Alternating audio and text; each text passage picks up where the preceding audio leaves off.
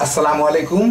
আমি আজকে রান্না করব বেগুন দিয়ে সামুদ্রিক পোয়া মাছ রান্না। এই জন্য আমি দুইটা পোয়া মাছ নিয়েছি। বেশ সুন্দর মরা হইলো, বেটার সুন্দর চেহারা আর কি, বেশ বিদেশি বিদেশি ভাব আর কি, ফর্সা, বোধহয় ফেয়ার অ্যান্ড লাভলি ব্যবহার করছিল।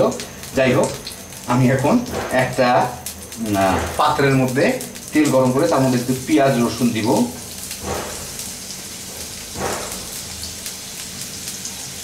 দিয়ে এইটাকে একটু ভাজবো।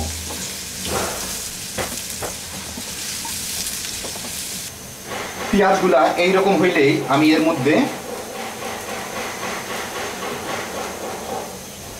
হলুদ, মরিচ, জিরা, ধনিয়া, রাঁধুনি মশলা, মশলার নামই রাঁধুনি, কোম্পানি না, ওইটা দিব। একটু পানি দিয়ে দিব যাতে না পুড়ে, এই যে নিও লাগবে আমার। একটু লবণ দিব,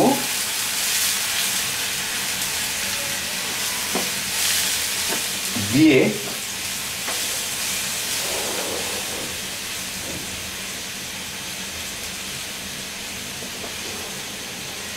এর মধ্যে এই মাছগুলাকে, মাছ, কাঁচামরিচ আর একটু বেগুন আছে ফালি করা, এইগুলাকে দিয়ে দিব।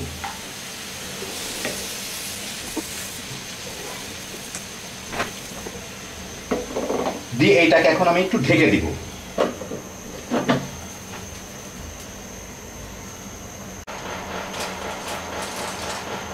আর জালটাও মাঝারি থেকেও একটু কমে দিব, হালকা জালে হোক, সিদ্ধ হয়ে যাবে। এটা ভুনা ভুনাই হবে অনেকটা।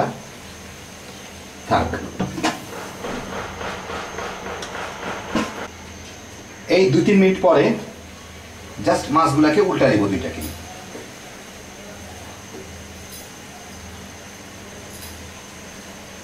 সবজিগুলো উল্টাই দিই। মাছ উল্টালে সবজি উল্টাবো না, এটা একটা কেমন জানি অগণতান্ত্রিক হয়ে গেল না।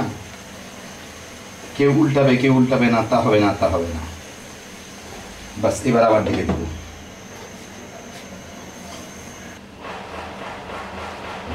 যদিও আর কিছু করার দরকার নাই, তারপরেও আমি আরেকবার, মানে আমার মনের সন্তুষ্টির জন্য, যাতে মাছটাতে দুই পাশে ভালো মতো ইয়ে হয়। আহা, বেচারা মাথাটা খুলে গেল।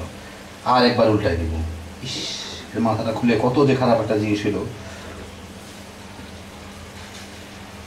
এইটাকেও আরেকবার উল্টাই দিলাম। এইটাই হচ্ছে ফাইনাল। কম আঁচে রেখে দিব যাতে সিদ্ধ হয়ে যায়। মাথাটা সাইজ করে দিয়ে বেচারাকে। হ্যাঁ, ব্যাস, একদম কম আঁচে ঝোলটা টানলে আমার হয়ে যাবে।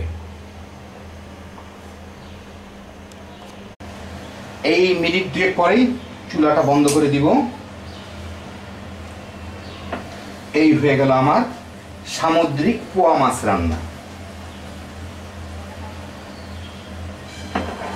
হ্যাভি জোশে, যে দেখেন, দেখলেন কত সহজে তৈরি করে ফেললাম।